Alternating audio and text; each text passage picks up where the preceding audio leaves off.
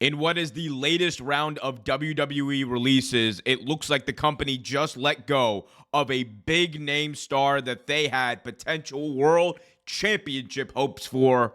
We're going to be talking about who that is, who the other stars are that they let go of, and why all of this is happening. We're also going to be talking about the potential for this to happen down the line as we move on in 2024 and why that is more likely than not.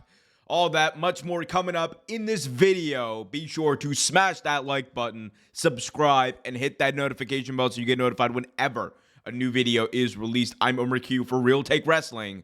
Let's get right into it. So, obviously, WWE, as of late, has been doing a lot of re-signings. They recently re-signed Damian Priest, high-profile re-signing like Seth Rollins just yesterday, and they are still looking to re-sign Becky Lynch and others. With that comes talk of releases. We knew that Jinder Mahal, Xia Li, among others, were released earlier this year. Cameron Grimes as well. Well, in the latest round of releases, it looks like we have a full list finally. It looks like a lot of NXT talent were cut. Valentina Feroz, Trey Bearhill, Ezekiel Balogun, Julian Baldy, Emma Diaz, Keyshawn LaFleur, Daryl Mason, Vlad Pavlenko, and Kaya Saint, all released. A lot of these were NXT talent who were with WWE for a while. That they kind of cycle in and out, and sometimes if you're in NXT for a while, it doesn't work out. But there are two other names who were at one point, I think, at least main roster superstars, or thought to be main roster superstars. Number one, Drew Gulak. Drew Gulak was released by WWE, and this is amid allegations by Ronda Rousey that Drew Gulak inappropriately grabbed the string of her shorts or her pants or what have you. And as we covered on the channel, Drew Gulak came back and he said that, it was an inadvertent thing and he did not mean to do it and he apologized. But there has been a lot of negative talk and negative energy towards Gulak ever since. And with that, and especially when you consider WWE is in the midst of the legal battle with Janelle Grant over the Vince McMahon allegations, one would think that WWE would want to separate itself from this kind of talk and this kind of criticism in any way, regardless of the level of it. The interesting thing about Gulak, too, though, is that he was working as a producer for WWE at the time, and for a while, he's been one of their, top producers, and he has been a backstage voice that people have talked about very, candidly as someone who is great at their job. So for him to be gone, I think, part of it obviously is part of the grander scheme the grander, I think, strategy that we'll get into, which is cost cutting across as WWE and TKO. Sorry about my pen. WWE and TKO kind of consolidate everything in WWE and try to, trim the fat as they've done many times before. The other part, I think, is also kind of, it was an easy fit because they wanted to get away from this controversy before it really, got out of hand or before it lingered on and became part of something bigger. So I think that's the Drew Gulak piece. The other piece to keep in mind here, or the other news, I should say, that came out of this is that Olympian Gable Steveson was released. So Gable Steveson was an Olympian that WWE signed a few years back. It was a high-profile signing. This was dubbed the next Brock Lesnar-esque signing, the next big thing. This was someone who was given a WWE contract at the age of 20 years old. And he was already being pushed to the moon as far as the rhetoric in which people would talk about him. He was spoken about in the same vein as Brock Lesnar in 2002. People had world championship aspirations for him in WWE. The possibilities for Gable Steveson in WWE were seemingly limitless, and now they have all come to a crashing halt as he is also released from the company. And this is notable for two reasons. Number one, former Olympian. Number two, as I said before, this is a guy who was pushed very hard on WWE TV. He was given a massive WrestleMania moment a few years ago in Dallas when he suplexed Chad Gable. He was also given one televised match, or he was given a lot of presence on NXT for a little bit, and then he kind of quietly went away. One televised match on a NXT PLE. It was NXT. Was that the Great American Bash? I think it was a Great American Bash. It was a match against Baron Corbin, where he was not impressive. If we're being honest, like, it was not an impressive match. You could argue that Corbin was not the right guy to have him in that match with. Maybe he should have been with someone who was a little bit more experienced. However, you combine that with the fact that he has been in WWE or in the WWE atmosphere for a few years now. Nothing has materialized. Nothing has happened. There's not a groundswell of support for people who want Gable Steveson there. It just doesn't make sense to keep him around. And I think that this is just another failed WWE experiment. It happens.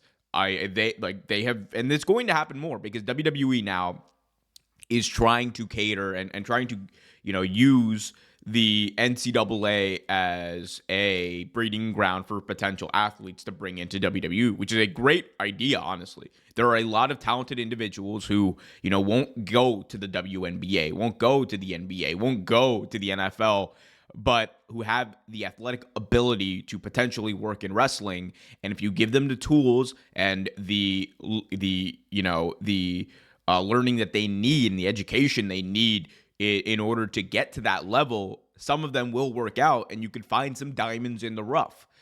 Gable Steveson, however, was not necessarily looked at as a diamond in the rough. He was looked at as a diamond among diamonds, or a diamond among opals, whatever you want to say. This guy was looked at as one of the most major signings that WWE did out of the NCAA. He was an Olympian, like I said before. Just did not work out. You combine this with the fact also that Gable Steveson had sexual assault allegations against him. And again, I spoke with the Drew Gulak thing.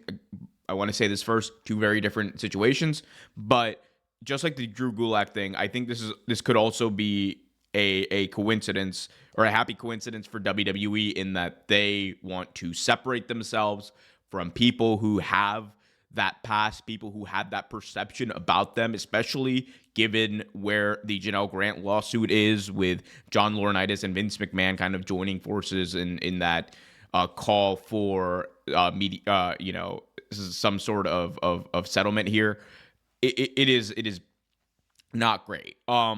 So you have that, and again, like, the charges were dismissed under kind of weird circumstances with Steveson. He has not been, officially, he's never been, indicted or anything like that. But the story around the situation is just not good. And I think from an optics point of view, WWE just did not want to be associated with that. Combine that with the fact that he has not been doing anything for the past few years, and that he really has not been getting better in the ring by all reports. It just doesn't make sense to have him around and pay him a salary. And then we get to, I think, one of the main reasons that all of this is happening, as I mentioned before, is that WWE have a lot of talent that they want to re-sign. Think about who they have re-signed over the past number of weeks. Drew McIntyre, Damian Priest, Seth Rollins, Dom Mysterio, Finn Balor.